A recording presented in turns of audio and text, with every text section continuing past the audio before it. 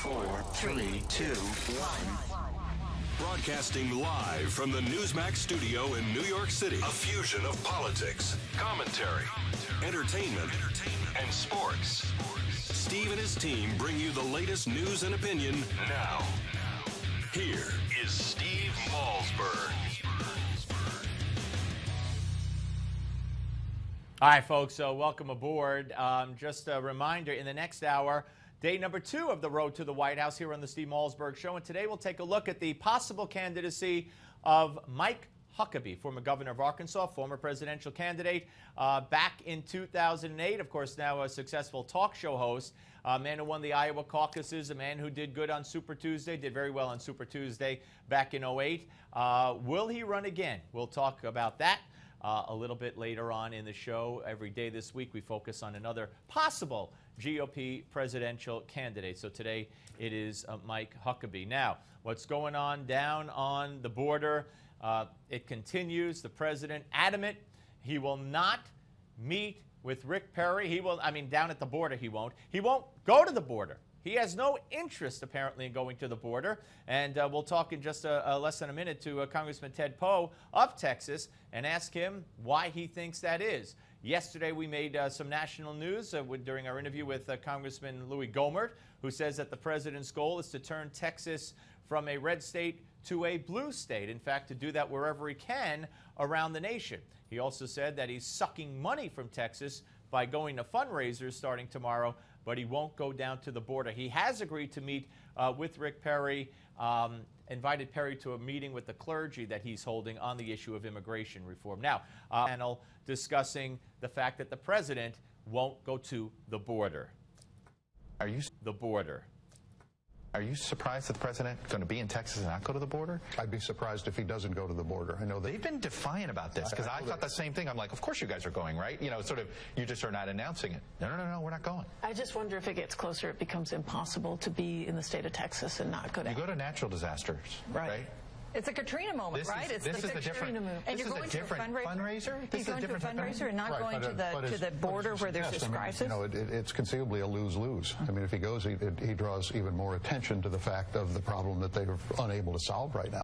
All right, folks, there you have MSNBC, led by Chuck Todd, a couple days ago saying, what do you mean the president's not going to the border? Well, we know that the latest today is that he invited the governor of Texas to come meet him at the airport on the tarmac. The governor said, no, I'm not going to give you a photo op. So now he's invited him to a meeting that he's having with the clergy and others on immigration. And hopefully, if he goes, the governor will get a private audience with the president. But he's still not going to the border. Joining us now is Congressman Ted Poe, of course, Republican from the great state of Texas, Vice Chair of the House Immigration and Border Security Subcommittee. Hello, Congressman. How are you, Steve? I'm all right. I'm befuddled like the left is on MSNBC that he's sticking to his guns, like he wasn't going to negotiate with you guys over the debt ceiling or the budget crisis. No negotiations and no trip to the border. Well, it's too dangerous. The president doesn't want to go down there on the Texas-Mexico border. It's chaos with all of the people crossing, and the rule of law is absent. The president doesn't want to go down there and let the world know that he's observing what he, in my opinion, has created by his lack of border security. But he is going to Texas to raise money in a couple of towns that he's there, but he should go to the border as well to see firsthand exactly the situation. Is this and I hate to use it, but is this a Katrina moment? But you know what? I don't think he cares, and certainly I don't think the media is going to give him the same scrutiny. But do you believe there's a comparison to be made? Sure, it's just like Katrina. Only you're right. I don't believe he does care, and he's not going to go. I don't think he's going to go see firsthand the problem that is occurring with the thousands of folks that are coming across the border. Okay, now the president, as you mentioned, is going to raise money, but he also wants money from us and for you guys to approve it. The other day we heard it was going to be $2 billion to help this problem. Now we hear it's closer to $4 billion. And yesterday I had your colleague Louis Gohmert on, and he said, I'll give him $2 billion to secure the border and to send these people back. But this is for more facilities to be built to house these kids and these others, more judges to be hired so they could have more hearings. I mean, this is like a long-term project. Well, certainly.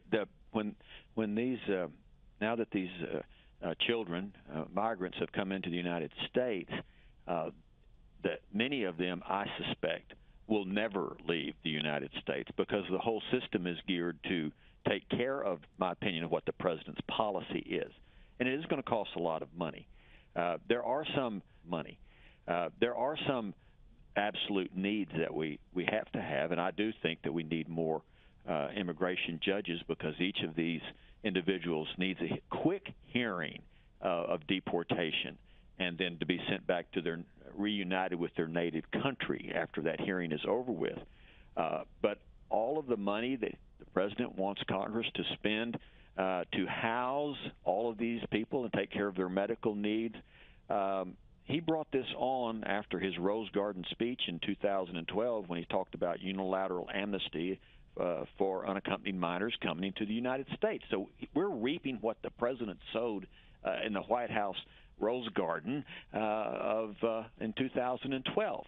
The money, now I do think that we need money for border security. Where are we going to get that? Why don't we divert some of the money that we are using to rebuild Iraq and send that down to the Texas-Mexico border? I think it's just as important that our country protect our border as it protect the borders of foreign countries. So that's where the money can come from.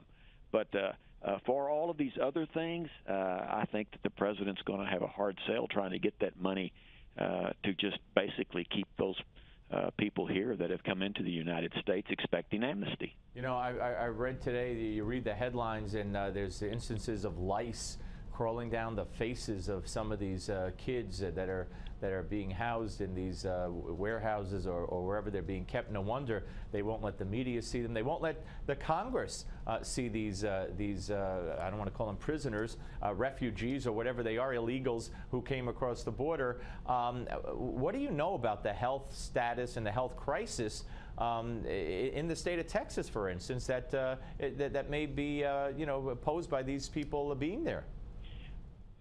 We don't know the total extent of the disease problem. I mean, God bless these kids. You know, they're told in their own country, go to the United States and they'll take care of you. And their parents send them to the United States, and they bring all kinds of problems when they come here, including disease. And you're right about not being able, members of Congress being prohibited from even interviewing these kids, these migrants. We were invited to go to Lackland Air Force Base in San Antonio, but under the condition, you cannot talk to anybody, you cannot talk to the staff, you cannot talk to these people that are here, you can't take any photographs, no voice recording, you can't do anything except look around. Nice that we have the most transparent administration in history, right? That's right. What are they hiding? Why won't they let members of Congress see what has occurred on the border? But they're just not going to do it. And so that is the problem. We're going to find out. The whole country is going to find out more and more about the disease, the health problems these individuals have, especially since now the Department of Homeland Security wants to move these people all over the United States, not just keep them down near the border, but move them all over the country. And they're doing it. And let me ask you this, along those lines, we know that in January, the Homeland Security Department took out an ad looking for people to escort illegal children, alien children around the country, and they figured there'd be 50, 60,000 of them, and that's what we have. So what does that say to you? And number two, we had the Homeland Security Chairman on Meet the Press on Sunday, and David Gregory, and I'm no great fan of his, but he tried over and over and over and asked, are these kids going to be deported? He would not answer the question. So what do you think of the accusation that they were planning for this since the beginning of the year? And B, I ask you, will they be going back ever? Well, as far as the knowing about them coming, the president, to me, seemed to act a little bit surprised that all of these children are coming into the United States in the last couple of weeks.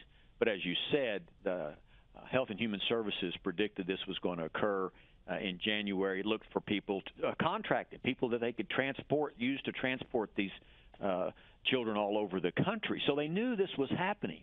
And rather than, okay, this is getting ready to happen, we better secure the border, no, their answer was, we need to take care of these people that are coming into the United States. So that's the plan.